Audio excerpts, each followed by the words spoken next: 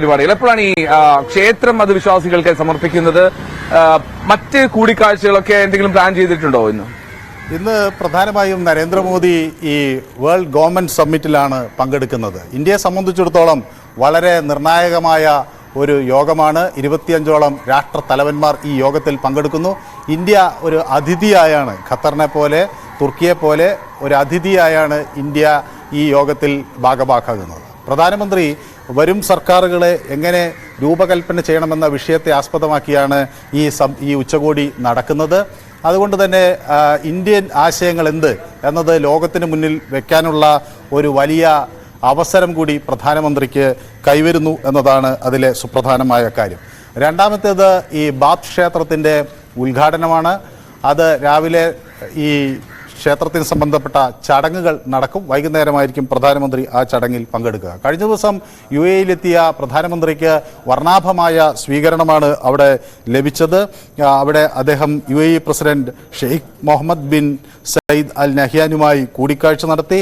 8 കരാറുകൾ നമ്മൾ നേരത്തെ ഒപ്പുവെച്ചതും നേരത്തെ ധാരണയിലെത്തിയതുമായ 8 കരാറുകളുടെ പരസ്പര കൈമാറ്റം അവിടെ നടന്നു. അതിൽ ഒന്ന് സുപ്രധാനമായും ഈ ബൈലാറ്ററൽ ഇൻവെസ്റ്റ്മെൻറ്റ് ട്രീറ്റിയാണ്, അതായത് ഉഭയകക്ഷി നിക്ഷേപക കരാർ എന്നതാണ്.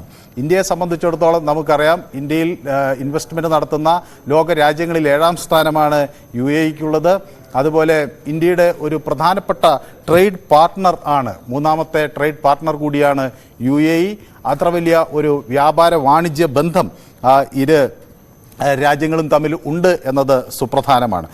മാത്രമല്ല, ഇന്ത്യയെ സംബന്ധിച്ചിടത്തോളം നമുക്കറിയാം, ഇവിടെ G20 ഉച്ചകോടി നടന്നതിൻ്റെ ഭാഗമായി നമ്മൾ ഇന്ത്യ കൂടി മുൻകൈ എടുത്തുകൊണ്ട് ഒരു India middle east economic corridor, ഒരു സാമ്പത്തിക ഇടനാഴി, അത് ഇന്ത്യയെയും അതുപോലെ യൂറോപ്പിനെയും പ്രധാനമായും റോഡ്, റെയിൽ, പോർട്ട് വഴി കണക്ട് ചെയ്യുന്നൊരു ഇടനാഴിയാണ് നമ്മൾ വിഭാവനം ചെയ്തിരുന്നത്.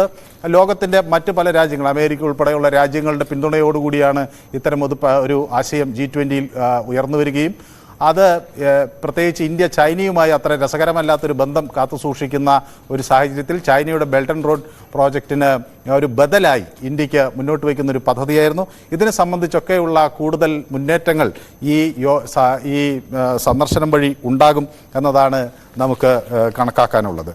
അതുപോലെ തന്നെ ഈ പ്രധാനമന്ത്രിയുടെ ഈ സന്ദർശനം ഇന്ത്യ UAE-യും തമ്മിലുള്ള ഈ നാണയവിനിമയ രംഗത്തും അല്ലെങ്കിൽ ബാങ്കിങ് മേഖലയിലുമൊക്കെ കൂടുതൽ മുതൽക്കൂട്ടാകും. ഇന്ത്യയുടെ UPI സംവിധാനം UAE-യിൽ ആരംഭിച്ചു. കഴിഞ്ഞ ദിവസം പ്രധാനമന്ത്രി അവിടുത്തെ UAE പ്രസിഡന്റും ഒരുമിച്ചാണ് ഈ UPI ഡെബിറ്റ് കാർഡുകൾ അവിടെ ഉപയോഗിക്കാനുള്ള സംവിധാനത്തിന് തുടക്കം കുറിച്ചത്. അതോടൊപ്പം തന്നെ ഇനി ഏറ്റവും പ്രധാനമായി വരുന്നത് ഈ ബാത്ത് ക്ഷേത്രത്തിൻ്റെ ഉദ്ഘാടനമാണ്.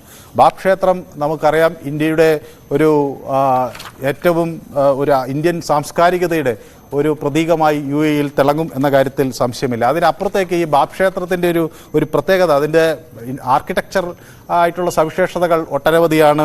അത് ക്ഷേത്രത്തിൻ്റെ മണികളെ സംബന്ധിച്ച്, അതുപോലെ അതിന് ഉപയോഗിച്ചിട്ടുള്ള ഈ ലോഹരഹിത സാമഗ്രികളെ സംബന്ധിച്ചൊക്കെ ഒട്ടനവധി സവിശേഷതകൾ അതിനുണ്ടെങ്കിലും അതിനൊക്കെ അപ്പുറത്തേക്ക് നമ്മൾ പ്രാധാന്യത്തോടെ കാണുന്ന ഒരു വിഷയം, ഈ സ്ഥലം, ഈ ക്ഷേത്രം നിർമ്മിക്കാനുള്ള സ്ഥലം 27 ഏക്കറോളം ഭൂമി ഒരു മുസ്ലിം ഭരണാധികാരി വിട്ടു നൽകുമ്പോൾ അത് അത്തരം ഒരു ഹിന്ദു ക്ഷേത്രം നിർമ്മിക്കാനായിട്ടുള്ള ഒരു ലീഡ് ആർക്കിടെക്റ്റ് എന്ന് പറയുന്ന അവിടുത്തെ ഒരു കാത്തലിക് ക്രിസ്ത്യൻ വിശ്വാസിയാണ്. അപ്പം അതോടൊപ്പം തന്നെ ഈ പദ്ധതിയുടെ പ്രോജക്റ്റ് മാനേജർ ഒരു സിഖ് വിഭാഗത്തിൽപ്പെട്ടയാളാണ്. ഇതിൻ്റെ ഫൗണ്ടേഷണൽ ഡിസൈനർ ഒരു ബുദ്ധിസ്റ്റാണ്. അതിൻ്റെ കൺസ്ട്രക്ഷൻ കമ്പനി ഒരു പാർസി ഗ്രൂപ്പാണ്. അതുപോലെ തന്നെ അതിൻ്റെ ഡയറക്ടർ ഒരു ജെയിൻ ട്രഡീഷനിൽ നിന്ന് വരുന്ന ആളാണ്, ജൈനമത വിശ്വാസത്തിൻ്റെ ഭാഗമായി വരുന്നത്. അപ്പോൾ ഇത്തരം ഒരു ഇന്ത്യയുടെ മുഴുവൻ ആ ഒരു മതസൗഹാർദ്ദത്തിൻ്റെ സവിശേഷതയുടെ ഒക്കെ പ്രതിബിംബമായാണ് ഈ ക്ഷേത്രം അവിടെ ഉയർന്നു നിൽക്കുന്നത് എന്നതാണ് ഒരു സുപ്രധാനമായ കാര്യം. ഇന്ത്യയെ സംബന്ധിച്ചിടത്തോളം നമുക്കിവിടെ 3.5 ദശലക്ഷം ആളുകളാണ് UAE-യിൽ ഇന്ത്യക്കാരായി ഉള്ളത്. അപ്പോൾ അത്ര വലിയൊരു ജനക്കൂട്ടത്തിൻ്റെ നമ്മുടെ ഇന്ത്യൻ പൗരന്മാരുടെ ഒക്കെ ഒരു ആത്മവിശ്വാസവും അവരുടെ ഉത്സാഹവുമൊക്കെ വർദ്ധിക്കുന്ന തരത്തിലുള്ളൊരു സന്ദർശനമാണ് പ്രധാനമന്ത്രിയുടെ ഈ സന്ദർശനത്തോടു കൂടി ഉണ്ടായിട്ടുള്ളത്. അപ്പോൾ കഴിഞ്ഞ ദിവസം പ്രധാനമന്ത്രി UAE-യിൽ ഈ ഇന്ത്യൻ ഡയസ്പറയെ അഭിസംബോധന ചെയ്ത് സംസാരിക്കുകയും ചെയ്തിരുന്നു. അവിടെ പ്രധാനമന്ത്രി പറഞ്ഞ ഒരു പ്രധാന കാര്യം 140 ഇന്ത്യക്കാരുടെ സന്ദേശവും 40 കോടി ഇന്ത്യക്കാരുടെ സന്ദേശവുമായാണ് ഞാൻ ഇവിടെ എത്തിയിട്ടുള്ളത്. എല്ലാവരും നിങ്ങളെക്കുറിച്ച് ഓർത്ത് അഭിമാനിക്കുന്നുവെന്ന്. അത് അദ്ദേഹം തമിഴിലും മലയാളത്തിലും തെലുങ്കിലും കന്നഡയിലുമൊക്കെ ആ വാക്കുകൾ ഉപയോഗിച്ചുകൊണ്ടാണ് അദ്ദേഹം പറഞ്ഞത്. അദ്ദേഹം അറബിയിലും പിന്നീട് സംസാരിക്കുകയും ഒക്കെ ചെയ്തു.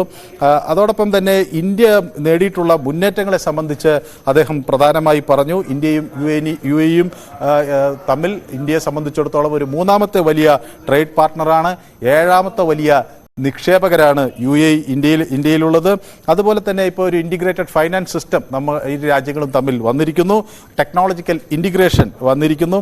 അപ്പോൾ സമയത്തിൻ്റെ പേന കൊണ്ട് ലോകത്തിൻ്റെ പുസ്തകത്തിൽ ഒരു കാലം ചരിത്രം രചിക്കുന്നു എന്നാണ് പ്രധാനമന്ത്രി പറഞ്ഞത്. അപ്പോൾ 2047 ഒരു വികസിത ഭാരതം എന്ന സങ്കല്പം അദ്ദേഹം പ്രവാസികൾക്ക് മുന്നിൽ വെച്ചു. ഇന്ത്യ ലോകത്തെ രണ്ടാമത്തെ വലിയ ഇന്റർനെറ്റ് ഉപഭോക്താക്കളാണ് എന്ന് അദ്ദേഹം പ്രവാസികളെ ഓർമ്മപ്പെടുത്തി. ഒപ്പം തന്നെ നമ്മുടെ ഈ മൊബൈൽ മാനുഫാക്ചറിംഗ് മേഖലയിൽ ഇന്ത്യ 2ാം സ്ഥാനത്തെത്തിയിരിക്കുന്നു എന്ന വലിയ നേട്ടം അദ്ദേഹം അവിടെ എടുത്തു പറഞ്ഞു. അതുപോലെ തന്നെ സ്റ്റാർട്ടപ്പ് എക്കോസിസ്റ്റം ഉള്ള വലിയ എക്കോസിസ്റ്റമുള്ള മൂന്നാമത്തെ രാജ്യമാണ് ഇന്ത്യ. ചന്ദ്രനിലെ സൗത്ത് പോളിൽ ഇറങ്ങാൻ കഴിഞ്ഞത് രാജ്യത്തിനെ സംബന്ധിച്ചിടത്തോളം ഒരു വലിയ നേട്ടമാണ്. അതുപോലെ തന്നെ സാറ്റലൈറ്റ് വിക്ഷേപണ രംഗത്ത് ഇന്ത്യ ഒരു വലിയ കുതിച്ചുചാട്ടമാണ് നടത്തിയിട്ടുള്ളത്. 5ാമത്തെ വലിയ സാമ്പത്തിക ശക്തിയാണ് ഇന്ത്യ.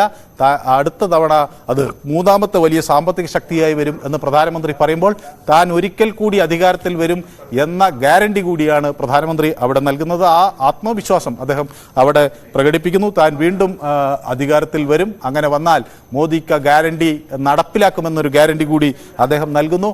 മാത്രമല്ല, ഇന്ത്യയുടെ പശ്ചാത്തല വികസനത്തിൽ ഉണ്ടായിട്ടുള്ള വലിയ മാറ്റങ്ങളെക്കുറിച്ച് പ്രധാനമന്ത്രി പ്രവാസ ലോകത്തെ ബോധ്യപ്പെടുത്തി. 4 കോടിയോളം കുടുംബങ്ങൾക്കാണ് പുതിയതായി ഇന്ത്യയിൽ കഴിഞ്ഞ 9 വർഷത്തിനുള്ളിൽ വീടുകൾ ലഭിച്ചത്. 10 കോടി ആളുകളിലേക്ക് കുടിവെള്ളം എത്തുന്നു. 50 കോടി ആളുകൾ ബാങ്കിംഗ് സംവിധാനത്തിലേക്ക് എത്തുന്നു. 50 കോടി ആളുകൾ ഞാൻ മനുഭരത്തിലേക്ക് മടങ്ങിയെത്താം. നമുക്ക്